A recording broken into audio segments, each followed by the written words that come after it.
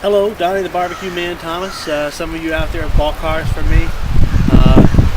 You've seen me on the internet, seen my commercials.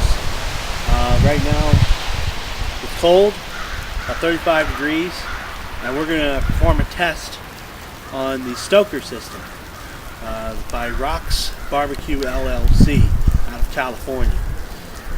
Rock started this temperature monitoring device, actually temperature maintaining device for smokers. Most of them were for small smokers like the Weber Bullet and the Big Green Egg, and recently he's been delving into the larger things such as the Lang 84 and Southern Yankee Barbecue. You can see that this here is a knockoff that I built myself of the Southern Yankee Barbecue, so we're going to perform a test.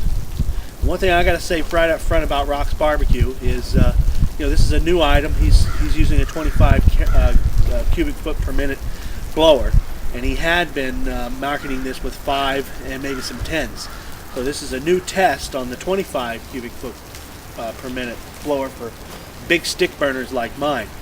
Have had some problems probably with the power source because he says he has a step-up transformer in it that he has to use. But I got to say one thing, as far as service, which is important to me too. Rock's always been there for me. Even sent me a new blower with the exception. Hey, that's my dog Oreo bringing me a beer. With the exception that I sent his blower back. So I'm going to do a test on it today. Very, very cold.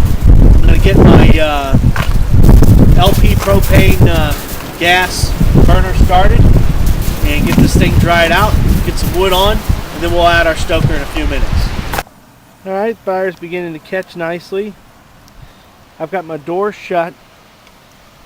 I've got my ash door shut.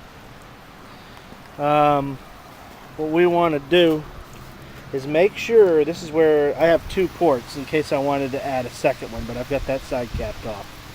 This is the air inlet for the air induction. That's what I'm going to connect the Stoker to.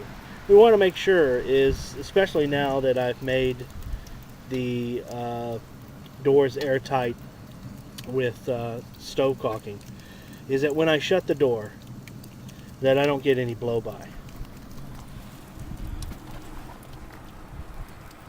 I'm going to shut the door now.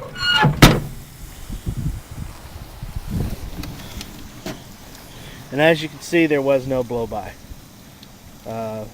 That would go in and damage the Stoker unit. Alright, now I ran this through a test last night. We've got a new power supply supplied by John, even though the other one there was nothing wrong with, but he wants me to switch that out. I've got my temperature probe hooked up, which is right here. I got my fan hooked up, which is right here. This is a 25 cubic foot per minute blower. We're going to turn it on. As you can see, it's going through the cycle. And the door will not shut, of course, if you don't have it in the right position. I'm going to be putting it in this position here. So, the fan does work. The last fan, which is right there, shit the bed. So, we don't know why. Let's see. 63 degrees, temperature 62.4. So what'll happen is this little puppy is, see the little door shut, is going to cycle. This is one of the reasons why you got to make sure that this thing is set with this thing at least facing up somewhat, so that little door shuts. Because if your goal is to reduce the amount of air at your lower temperatures and you put it in this way, you'll see that the door always remains open.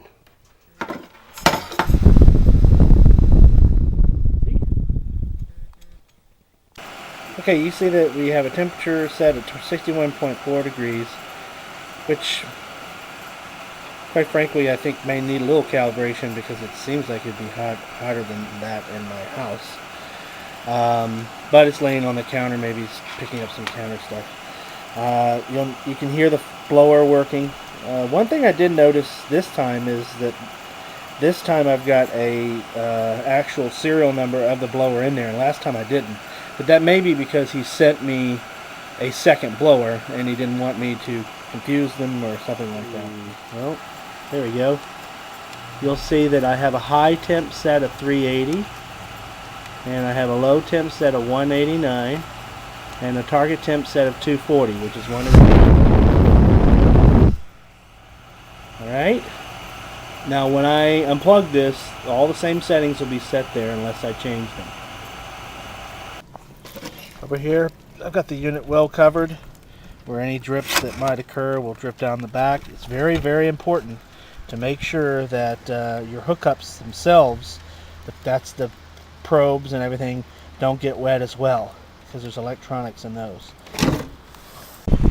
As you can see, I have the Stoker cover to ensure that no water gets on the controls or the box, and a little opening there for the air. It is very cool where that hookup is, so we're talking about right now about 50 degrees in this cold, but even on a hot day it stays around whatever the ambient temperature is.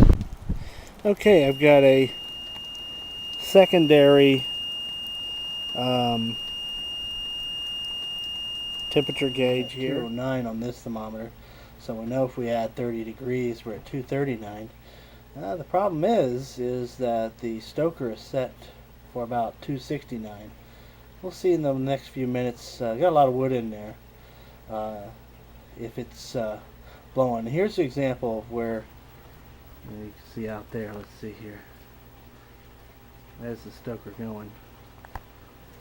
Here's an example where I wish I had, the temperature's climbing, where I wish I had the Stoker hooked up to the internet, because then I could really take a look at what's going on, how long the fan is on. I assume the fan is on all the time right now. But I got quite a load in there and it needs to catch up, and we'll see how this temperature stabilizes. As you can see, we're at 238. We've been popping in and out of that range for, let's see, I'm just writing some notes down, but anywhere between 230, it's approximately, what is it, 1241, I'm sorry, 1220 we started. I started looking at this and it's now 1241. Given that it's set at 260, and I think that there's about a 30 degree variance between this thermometer and the one in the Stoker, that's not too bad. We know that we're in that range.